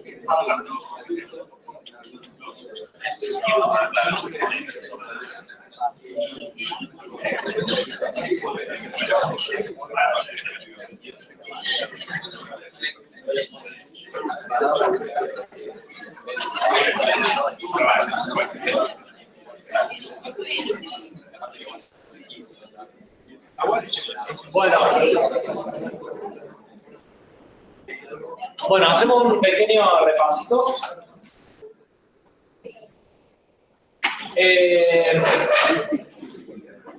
Vamos a seguir usando Assembler, lamentablemente. No queda otra, ¿sí? Así que les recuerdo un poco más o menos le hice cómo era, para que se acuerden más o menos cómo era la idea. El primer ejercicio que resolvimos en Orga hace un año, capaz que se acuerden, que era este de G más H menos I más J, ¿sí? Entonces hacíamos A de G más H, que están en X20 y X21, y eso lo guardamos en X0, ¿sí? Y después hacemos A de X22 y X23, que son IJ, sería esta parte, y eso lo guardamos en X1, y entonces después hacemos un sub de X0 y X1, y eso lo guardamos en X19, que es F, ¿no? Entonces, básicamente, las instrucciones eran la operación, ¿sí? En los operandos de entrada, ¿sí? Y generalmente el primero de salida, donde guardo el resultado, ¿no? Eso como primer cuestión, ¿no? El assembly que usamos es TP8. Bueno, Más o menos, mira, como para está bien la pregunta, ya lo vamos a ver, pero vamos a hacer el siguiente grafiquito. a un superconjunto. Esto es, imagínense que esto es ARM B8. ¿Sí? Acá están todas las instrucciones de ARB8. ¿Sí? Ley B8 era, ¿se acuerdan ustedes? Un pedacito. ¿Sí? Esto es ley B8. ¿Sí? Bueno, nosotros vamos a usar esto para el micro. Sumar está ahí nada más. Vamos a tener add, sub, or, and, un salto, load y stop. 7 instrucciones. Con eso tienen que mandar un satélite a la luz. No, esas 7 instrucciones son las mínimas para poder ejecutar cualquier código. Turing complete. Turing complete. Pero imagínense lo que va a hacer ¿no? Hacer cualquier cosa con esas 7 instrucciones va a ser bastante limitado, ¿no? Por supuesto, nosotros no vamos a hacer códigos muy complejos acá, porque no nos interesa eso, ¿sí? Pero bueno, sí. Vamos a usar un subconjunto de esas instrucciones, que son esas 7. Bueno, uno de los tipos de instrucciones que están en nuestro micro son las tipo R. ¿Se acuerdan de eso? Que entonces, en los 32 bits de mi instrucción, ¿sí? Yo tengo distintos campos, donde los primeros 11 son el code que me dicen qué hace esa instrucción, que en este caso sería, por ejemplo, suma, resta, AND, OR, ¿sí? LCL, LCR. Los siguientes 5 bits son el registro RM, estos son el N y el RD, ¿sí? Entonces, dependiendo de la operación, va a ser algo como, por ejemplo, RN más RM y lo guardo en RD. Ese era el tipo de... El tipo R. Tipo R. ¿Sí? Y después tenemos este campo que se llama jump, que sirve para los LCL y los SLR, que nuestro micro no tiene esas instrucciones, pero respetamos ese formato de instrucción, entonces está ahí. No lo vamos a usar, pero bueno, queda ahí. ¿Sí?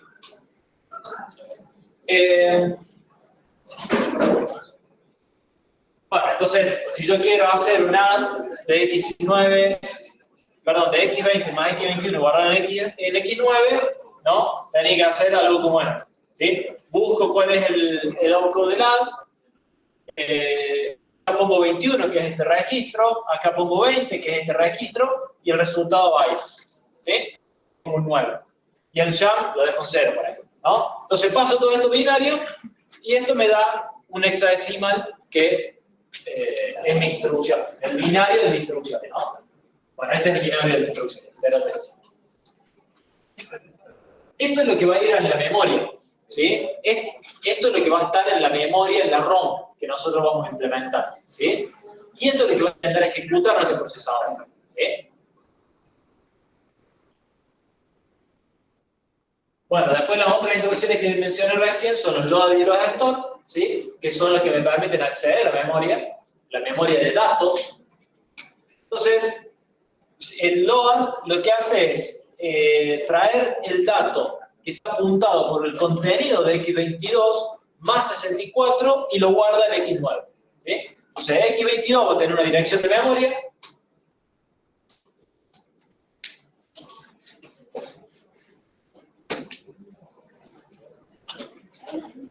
Nuestra memoria, en este caso de datos, es de 64 bits, porque solo tenemos el LDVR. ¿Se acuerdan que en el LD8 teníamos el LDVR, el LDVRW, el LDVRB, ¿sí? Que eran de distintos tamaños? Yo accedía de 16, de 8, de 32 bits, ¿no? Y este que es de 64. Como acá tenemos solamente el de 64, la memoria ya tiene 64 bits de ancho, ¿sí? Entonces no tengo que hacer muchos accesos, sino que hago uno solo. ¿Sí? Eso es una simplificación de nuestro micro. Entonces, decía, en X22 voy a tener una dirección de memoria, por ejemplo 0x108, no sé por qué me gusta decir 108, no sé por qué ese dato, que eso va a apuntar a alguna posición de memoria, ¿no? Pero en realidad yo no voy a acceder a la X22, voy a acceder a la X22 más 64. O sea, a este número le sumo 64 más 64, eso me va a dar un valor, y esa va a ser la dirección a la que yo voy a acceder. ¿Sí? Y este dato, ¿sí? Me lo va a traer de la memoria y lo va a guardar en el registro X9. ¿Sí? Ahora, la operación inversa es, che, yo quiero que ahora que el contenido de lo que está en X9 lo guardes en la posición apuntada por X22 más 96. ¿Sí? Entonces, ahora voy a hacer lo inverso. Si antes traía, este es un LWR, este es el X9, ¿sí? Entonces el lector lo que hace es al revés, va hacia la memoria, ¿sí? Y almacena el dato. Formato de instrucción, ahora sí, es la tipo D que había mencionado por acá. Y entonces acá yo tengo el opcode, ¿sí? El address, que es el offset, ¿sí? Este OP que lo heredamos del ARB8 que nunca sirve, siempre ponemos en 0, y los otros dos registros, el target y el RE, ¿sí? Entonces quiero hacer, seguramente voy a dar un ejemplo. El OP2 era 00, era un LSL de 0, era 01 de... No, eso es un Z1K. No, el OP no lo usamos en el O sea, viene del lado de ARM que no lo usamos. Bueno, y la otra instrucción que tenemos implementada es el branch. ¿Sí? En este caso solamente tenemos el CBZ. ¿Sí? Entonces tenemos el CBZ que dice, bueno, compare and branch si vale 0. ¿Sí? Entonces fíjense, voy a comparar si el registro que yo le estoy diciendo vale 0 y si vale 0 salto. ¿A dónde voy a saltar? A el program counter, es decir, al lugar donde yo estoy, más la cantidad de instrucciones que yo le ponga acá. ¿Sí? Entonces, ¿se acuerdan que yo ahí le podía poner instrucciones positivas o negativas? Entonces, si ponía una cantidad de instrucciones negativas, saltaba más arriba, entonces podía hacer un loop, ¿sí? Y saltaba más adelante, me esquivaba algunas instrucciones, ¿no? Entonces, bueno, este es el CBZ, ¿sí? Y entonces también me permite implementar un salto incondicional, porque básicamente pongo acá el XZR. ¿Sí? ¿Se acuerdan del XZR? Siempre vale 0. ¿Sí? Entonces pongo ahí el XZR y entonces siempre va a saltar. Entonces puedo hacer un salto incondicional. ¿Sí?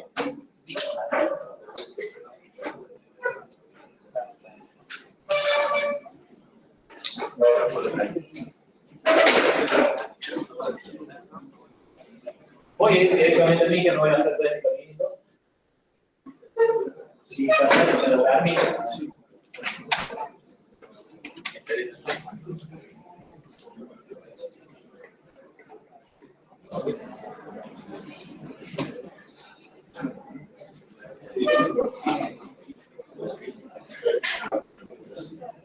Bueno, lo que les decía, estas son las únicas instrucciones que están implementadas, ¿sí? LWR, SQR, compare and branch, 0, y de las QR, el add, el subtract, el add y load.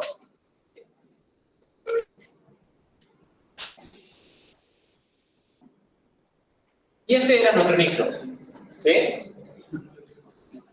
¿Se acuerdan? ¿O ya lo formatearon esa partición? Me acuerdo que lo tomaron de libro. Eso era, ¿cómo le cuál fue el nombre? La ISA. No, esto es el micro. Ah, micro. No, ojo porque ISA, esto seguramente lo hemos charlado más, pero ojo que ISA es Instruction Set Architecture, ¿sí? ISA es el set de instrucciones, ¿sí? Que en este caso sería el DB8 o ARM8, ¿sí? Pero yo puedo tener muchas arquitecturas distintas que usen el mismo formato de instrucción, ¿sí? Por ejemplo, X86 es una ISA. Entonces yo después me puedo comprar un i3, un i9 o un Pentium 2, ¿sí? Y todos esos micros van a usar el mismo set de instrucciones. En realidad se van ampliando a medida que son más nuevos los micros, pero las instrucciones viejas quedan. Entonces las instrucciones siempre son las mismas, la única diferencia está en que se hacen las cosas más rápido, ¿sí? Por ejemplo, seguramente han escuchado hablar de RISC-V, ¿sí? RISC-V es una ISA, una universidad que dijo, che, voy a inventar una ISA.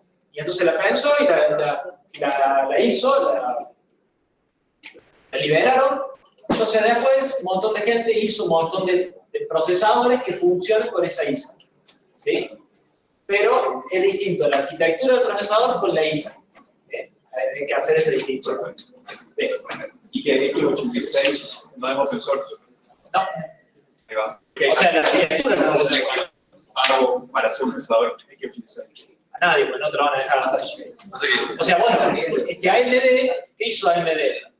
Y mi ingeniería inversa de Intel le copió la ISA y hizo un procesador con esa ISA. Entonces AMD es X86 compatible, pero tiene una arquitectura distinta. Empezar a limar el chip, se empezaron con microcopia a ver cómo era. No, mentira, no es fácil, pero hicieron ingeniería inversa para ver cómo es la ISA, ¿sí? Cómo es el binario que genera, y entonces a partir de ahí crearon una arquitectura que es compatible con la ISA de X86. Por eso, No es X86, es compatible. ¿Es X86? por eso la distinción que se hace no es open source, se dice open standard. Vos tenés que producir assembler que tiene la cara que el green card te dijo que tiene esta tira de bits, hace esta instrucción. Para X86 es una de la green card, para la otra. Está. Si por adentro vos tenés 43.000 transistores o 5, mientras que cumplen la condición de que cuando yo te digo add X1, X2, X3, me sume X2, X2, X3. Claro. Entonces la ISA puede ser abierta, en el caso del ley B8, incluso no, RDM no, pero ley B8 sí son abiertas, ¿sí? Pero Intel no te da la ISA. Mira, si vos haces micro compatible con esto, vas a poder ejecutar esta ISA. No, eso es de ellos, digamos. Por eso AMD tuvo que hacer ingeniería inversa y puede hacer un procesador con esa misma ISA. Y creo que, si no me equivoco, tuvieron una batalla legal ahí medio, si se podía hacer eso o no. No estoy seguro. Pero bueno, sí, un poco la bueno, sí. La ISA entonces determina o no la arquitectura. No te determina completamente, ¿sí? O sea, no es que para una ISA tenés una única arquitectura, ¿sí? Pero sí te la limita de cierta forma para que vos tengas que hacer esta cosa que sea compatible con esto para que funcione, ¿sí? O sea, te la limita de alguna forma, pero no te la determina al 100%. ¿Sí? Entonces, vos podés... Si no tuviese salto, no tendrías que crear capas. No sé, en ese caso ahí la ALU se hace eso. No, bueno, a lo que voy es lo siguiente. Por ejemplo, una decisión de arquitectura es que las memorias estén separadas, ¿no? Bueno, podrían estar juntas, de hecho en ARM están juntas y tienen la misma ISA que el X8, que hay una parte que es compatible, ¿sí? Y funciona, digamos, ¿no? Y eso es una decisión arquitectural, ¿sí? Otra decisión arquitectural podría ser, que ya lo vamos a ver, que este procesador ejecute una instrucción, ¿sí? Vos podés hacer un micro y ejecute todas las instrucciones en paralelo, ¿no? Y la ISA es la misma, las instrucciones son iguales, llegan igual, lo que pasa es que por el micro la ejecuta al mismo tiempo, ¿sí? O sea, esas son las decisiones arquitecturales. O si el micro tiene o no caché, o si el micro, ¿cuánta RAM tiene? ¿Sí? Todas esas cuestiones. ¿Sí? Por eso, como que dice, son las reglas del juego y la arquitectura es cómo hacerlo. Algo así. Jugar, profe, y literal, todos los procesadores nuevos que salen son una arquitectura muy distinta. Para eso sale nuevo, ¿sí? Claro. No es que es algo tan no es que cambie tanto, es común que cambie. Bueno, depende de lo que hacen es a su micro le van haciendo optimizaciones, le van mejorando de che, mira, si hacemos este cambio lo vamos a hacer mejor, si le agrandamos la caché, si le van haciendo retoques arquitecturales para hacer que funcione más rápido, y por sobre todas las cosas, lo que cambia entre una generación y otra es la tecnología, en el sentido de tecnología de fabricación de ese chip, ¿sí? Si ustedes seguramente han escuchado hablar que, che, no, este chip es de 22 nanómetros, este es de 6 nanómetros, este es de 8, de 4. ¿Qué es eso? Bueno, eso es la resolución que tiene la computadora, el diseño del chip, ¿no? Entonces, el transistor, una de las medidas es el largo del canal. Me voy a poner muy electrónico, pero eso es nanómetros te está diciendo una característica del transistor, ¿sí? mientras más chico sea eso, quiere decir que vos tenés más transistores en el mismo lugar. ¿Sí? Es como la resolución mínima del transistor más chico que vos podés formar. Entonces, entre una generación y otra, se usan tecnologías distintas. Entonces, la arquitectura capaz que es bastante parecida, pero como el transistor ahora te ocupa menos espacio, puedes poner la cache, puedes hacer un predictor de salto más grande, puedes poner, etc. ¿Sí? Eso es lo que pasa entre una generación y otra. Bueno, entonces, ¿por dónde arrancamos a analizar este micro? El micro. Este diagrama. Por el front counter. Perfecto. ¿Sí? ¿Por qué? Acá me llega mi clock, me dice, che, actualizate el front counter y me deja durante un ciclo clock quieto la dirección de la memoria de que yo tengo que ejecutar. ¿Sí? Entonces, el front counter vale 0 inicialmente. Va a la posición 0 de esta memoria ROM, donde están las instrucciones, ¿sí? La memoria ROM va a poner en su salida la instrucción que tiene que ejecutar, ¿sí? Entonces, ¿qué es lo primero que va a pasar? Que esto se desparrama, ¿sí? Y entonces, el opcode viene por acá, esto es la parte en donde medio que se desensambla la instrucción, ¿sí? El opcode va a ir por acá al controller, que el controller era esta lógica combinacional que, dependiendo del opcode, pone todas las señales de control para controlar todos estos bloques del datapad, ¿sí? Y después, bueno, hay una parte que va a ir a los registros, y esa parte de la instrucción que me decían qué registro tengo que usar, van a ir al bloque de registros, los inmediatos van a venir por acá, al sign extend, ¿sí? Y de ahí el sign extend van a poder entrar al ALU, ¿sí? O van a ir a la parte de salto, si estoy haciendo una instrucción de salto. La ALU va a hacer la operación que corresponda, y si es una operación de tipo R, eso se va a venir como por acá y se va a guardar en el bloque de registro. Y si es una instrucción de memoria, la ALU está calculando la dirección de memoria y va a acceder a la memoria de datos. Y va a guardar un dato, lo va a sacar, ¿sí? Eso es como a grandes rasgos lo que está pasando, ¿sí? Como la siguiente instrucción, excepto que sea un salto, voy a ejecutar el valor voy a ejecutar la instrucción que está en la dirección front counter más 4, ¿sí? Tengo este sumador, que siempre suma 4, y que si no es un salto, me actualiza el front counter con el valor de front counter más 4. ¿Sí? Vamos a entrar ahora un poquito más en detalle. Eso es como un pantallazo general. ¿Sí? A 70.000 kilómetros por hora. ¿Sí? Entonces, imagínense que vamos a hacer una instrucción tipo R. ¿Sí? La tipo R, ¿se acuerdan? Era, por ejemplo,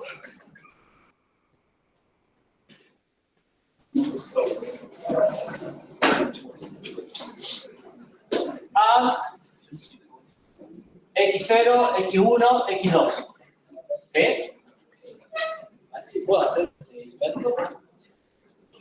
Ah, no, esto se debe ver.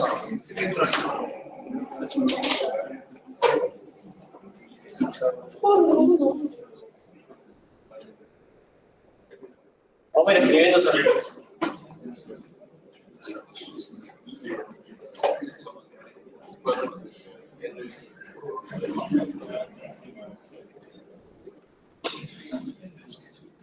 Aparte, No, tiene un glitch que cuando se frena, se acepta el lugar.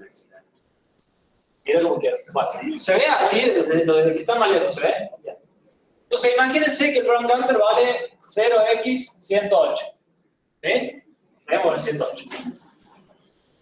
La instrucción 108, que está por acá, es un A X0, X1, X2. ¿Sí? ¿Todos me siguen hasta acá? Bueno, acá, eso en realidad yo lo puse ensamblado, pero en realidad esto es un binario. Todavía acá no sabemos qué es un A, ¿sí? Es un binario. ¿Sí? Ese binario se va a desparramar. El opcode va a venir por acá, ¿sí? Y entonces va a decir, che, control, quiero ejecutar un A. ¿Sí? El control es un case grande donde dependiendo del opcode genera todas estas señales de una tabla, genera todas estas señales de salida. ¿Sí? Bueno, esto tiene que... ¿Sí? Están todas determinadas. Por acá va a venir el primer operando que es el X1. ¿Sí? No me acuerdo por cuál de estos dos cables. Acá, no. El abajo viene el X0. Claro, acá viene el X0, por eso no. Yo quería decir el otro. Este, por acá, viene el X2, que es el otro operando. ¿Sí? O sea, perdón. Bueno, sí. En realidad lo que viene es un 1 y un 2. Estrictamente. Es un número, 1 y 2.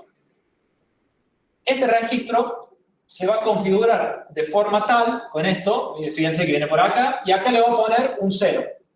¿Por qué? Porque tiene que dejar pasar este dato al bloque de registro. Entonces, el bloque de registro va a acceder y va a decir, che, acá voy a poner el contenido de X1. Imagínense que era 10. Estoy poniendo números al azar, ¿no?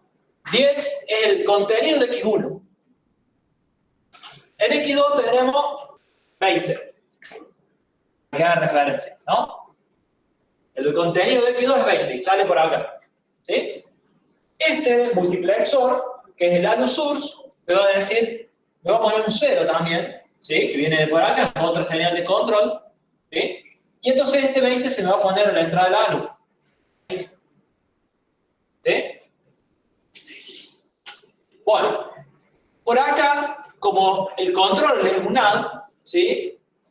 Por acá hay una de estas que es el ALU-OP. El ALU-OP son 2 bits. No me acuerdo si eran 4 o 2. Creo que 2.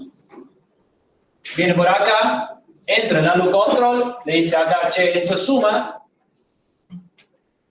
Y acá le dice, che, tenés que sumar. ¿Sí? Che, tenés que sumar. Entonces, ¿qué hace el ALU? 10 más 20, 30. ¿Sí?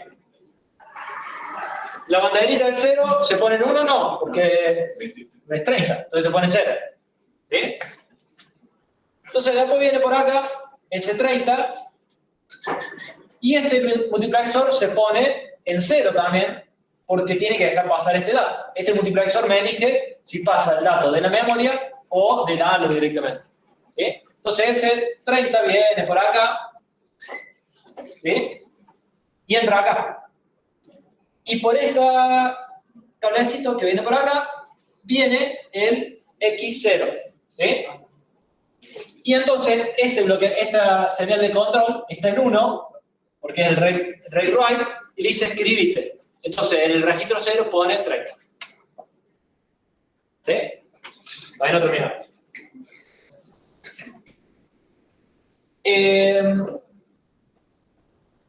Por acá, la señal de branch, como esto no es un branch, se pone en 0.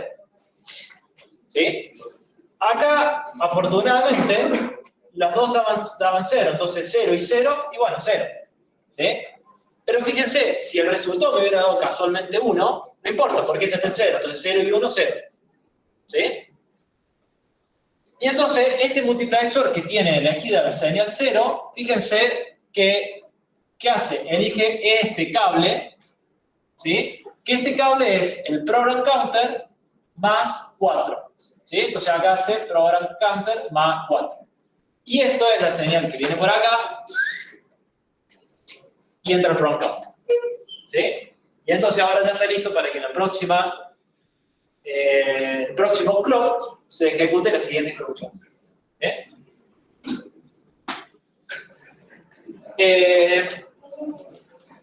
¿Qué puede cambiar? Bueno, imagínense que ahora una instrucción de memoria. Bueno, si es una instrucción de memoria, la ALU lo que va a estar haciendo no es calcular el operando, sino que lo que va a hacer es calcular la dirección de memoria. Entonces acá este multiplexor, esta serial se va a poner el 1 o el 0, dependiendo si es un load de Néstor, la del memWrite y la del memRead, ¿sí? Y dependiendo si un load de Néstor va a sacar ese dato y lo va a guardar para que se escriba o se lea en la memoria. Entonces, con la ALU se calcula la dirección de memoria y se accede a la memoria. Si es un load, el dato de salida viene por acá y este multiplexor va a estar en 1. Entonces lo que pasa es esto, viene por acá y se escribe en el registro. Y si es un Néstor, bueno, esto no importa porque acá la señal de read-write va a estar en 0. Entonces no importa que salga por ahí, pero se va a escribir en memoria el dato. ¿Sí? ¿Alguna duda de todo esto? ¿Algo que no sepan para qué existe? Ah, sí, perdón. Una cosita más. Importante. El sign extend. El sign extend del bloque mágico. ¿Sí? El sign extend, ¿qué hace? Vamos Le a agrego uno al... Replica el significativo. Por eso, vamos a hacer lo mismo, pero con el salto. Práctico, ¿no? Esto en hilo de papel. No, vio, por eso ya lo tiene que venir. No van a hacer sistema de en papel, eso es el parcial. Bueno, imagínense que acá tenemos un CBZ X0,5. ¿Sí? Bueno, el X5 va a entrar al registro, va a salir por acá, el X5, no importa cómo ya usted lo analiza, por acá va a salir el contenido de X5, perdón, de X5, escúcheme, X0, ¿sí? Y entonces, esto va a estar elegido en 0, entonces acá voy a tener el X5, y la ALU va a hacer una operación que se llama pass input B. ¿Qué quiere decir pass input B? Que al operando B lo pasa a la salida. ¿Sí? Lo pone acá. Como se puso a la salida, se va a actualizar la banderita de 0. Entonces imagínense que X5 vale 0. Ay, lo tengo con X5 y X0. Dios mío, perdón. Es X0. Dije, había hecho el ejemplo que es X0. Entonces imagínense que la salida, en X0 tengo un 0, ¿sí? Entonces la banderita de 1 se va a poner 1. ¿Sí? Este 5, ahora sí, con esto me estaba confundiendo, este 5 que es de inmediato, toda la instrucción va a venir por acá, los 32 bits. ¿Sí? Y ese bloquecito lo que hace es decir, che, a ver, ¿qué operación es? Es un CBZ. Bueno, si es un CBZ, tengo que agarrar los bits que están de no sé cuánto a no sé cuánto de la instrucción, extenderle el signo y ponerlo a la salida. Sacarlo. ¿Sí? Entonces acá voy a tener un valor de 64 bits con el 5. ¿Sí? O sea, voy a tener un 5 con todo 0 a la izquierda. ¿Sí? Ese 5 va a venir por acá. ¿Sí? Y va a entrar ese bloque que se llama Shift Left 2, que ese bloque shiftea 2 lugares a la izquierda. ¿Por qué? Dividido por 4. ¿Por qué? Porque suma 4 Porque todas las instrucciones ocupan 32 bits, ¿sí? Entonces tiene que ser múltiplo de 4. ¿Sí? Entonces, esto yo se lo digo, esto que está acá es cuántas instrucciones tiene que saltar, y en realidad acá mi Shift Left 2 lo que hace es darme cuántas posiciones de memoria se tiene que mover. ¿Sí? El truquito nuestro es que en realidad nosotros no necesitamos este Shift Left 2 porque esta memoria es de 32 bits de ancho. ¿Sí? Pero va a estar y lo vamos a implementar y nosotros en algún lugar que no importa, se lo volvemos a sacar. ¿Sí? Pero solamente para mantener el micro lo más fiel al diagrama es el bloque que está. ¿Sí? Pero bueno, entonces shifteo 2 lugares. Por acá viene el program counter. Por acá, así. ¿Sí? Y acá tenemos 5, o sea, acá tenemos 20, perdón. 5 por 4. ¿Sí? Acá tenemos, sí, bueno, 5 por 4.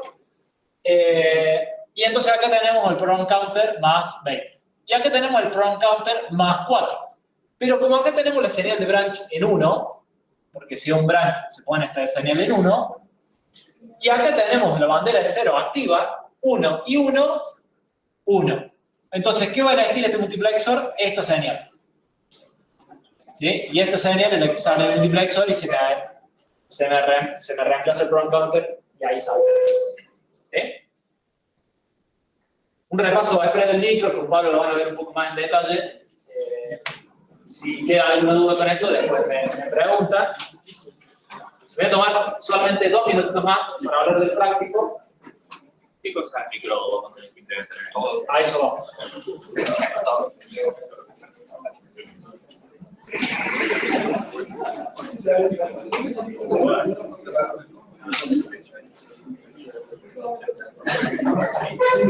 Esto ya está en el aula virtual, es práctico. Nosotros, por una cuestión de comodidad a la hora de escribir el micro, hemos hecho una jerarquización de los módulos. ¿Sí? No está como estaba recién, está todo junto en el mismo archivo, porque eso es muy molesto a la hora de escribirlo. Entonces, básicamente, nuestro módulo, nuestro micro, tiene, fíjense, este se llama proceso, digamos, se llama el top, y tiene 4 bloques: controles, el datapad y las memorias que están afuera. ¿Sí? La memoria de instrucción y la memoria de datos. ¿Sí? En el control están 2 bloquecitos que son el decoder, que es el que vimos que está arriba, ¿sí? El que genera todos los datos, y el halo control. ¿Sí? Entonces este bloquecito ya tiene los 2 de control, entonces ya salen los datos. Fíjense que acá sale el halo OP, viene por acá, y por acá sale el halo control. ¿Sí? Y esto es el datapad. ¿Sí? El datapad tiene a su vez otra jerarquía interna que la hacemos porque después le va a simplificar a la hora de hacer el laboratorio, ¿sí? Que es una jerarquía de fetch, donde se traen instrucciones, y acá se calcula y toda la parte de las instrucciones, digamos, de la instrucción que hay que ejecutar. La decodificación, ¿sí? Que es donde del assembler paso a qué tengo que ejecutar, ¿sí? Execute, que es donde se ejecuta la instrucción, ¿sí? Memory, que acá está la AND del salto, bien, se acuerdan que hay una AND del salto de la banderita 0 y branch. Che, vamos a nuestro compartir de pantalla. La AND de los saltos, y acá está jerárquicamente las memorias, nada más que están afuera, pero estarían en este módulo, por eso se llama memory. Y write-back, que está el último multiplexer, que es donde se exhiben los resultados en el registro. ¿Sí? ¿Por qué hacemos esta jerarquía? Porque estas son las etapas que va a tener después nuestro micro. ¿Sí? Eso lo vamos a ver cuando veamos pipeline, creo que ya pronto van a empezar a verlo en el teórico. ¿Sí? Por supuesto, fíjense, acá arriba se comunica con el control, acá abajo se comunica con las memorias. ¿Sí? ¿Qué bloques van a tener que hacer ustedes? Como me preguntaban recién. Bueno, hay algunos datos ahí que importantes. Ejercicio 1. Hacer un flip-flop. ¿Sí? Parametrizable, qué sé yo, acá tiene un montón de detalles. ¿Sí? Después le dice el punto A, el punto B te dice hacer un test-bench y les dice qué tiene que hacer ese test-bench, ¿sí? Para que vayamos practicando. Después el ejercicio 2 es hacer el sign extend. El ejercicio 3 es hacer la ALU. El ejercicio 4 es hacer la email. Y así, ¿no? Con este código del email. El 5 es el recfile. El 6 es el main test, con todos los datos que necesitan. Y acá ya no vamos al bloque jerárquico, acá hacemos el fetch, que vamos a instanciar varios bloques. ¿Sí? Este va a ser estructura. Todos los anteriores son comportamentales, este es estructura. El execute. Y ya está. ¿Sí? Y con estos bloques, ¿sí? Nosotros ya le damos todo lo otro. Le damos el datapad, le damos las otras instancias ya implementadas, ¿sí? Donde si ustedes ponen los bloques que ustedes hicieron con los nombres que nosotros les damos, les va a funcionar perfecto. ¿Sí? Lo que hay como ejercicio extra, lo menciono ahora y ya está, son ejercicios que hemos tomado como parcial viejos de System Verilog o de cosas así para que ustedes vean y practiquen. ¿Sí? Estos sí son ejercicios más de papel, más como práctico para el parcial. ¿Sí?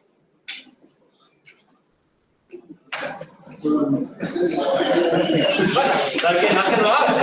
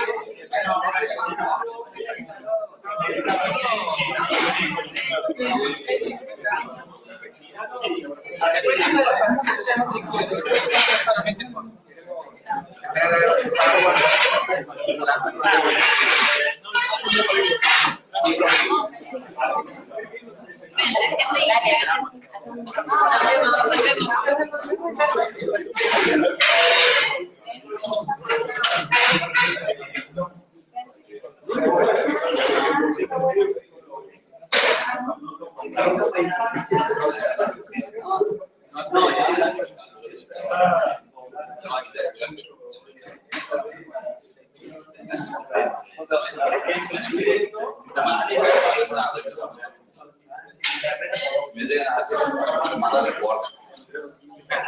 A ver, empezando con la llamada médica, el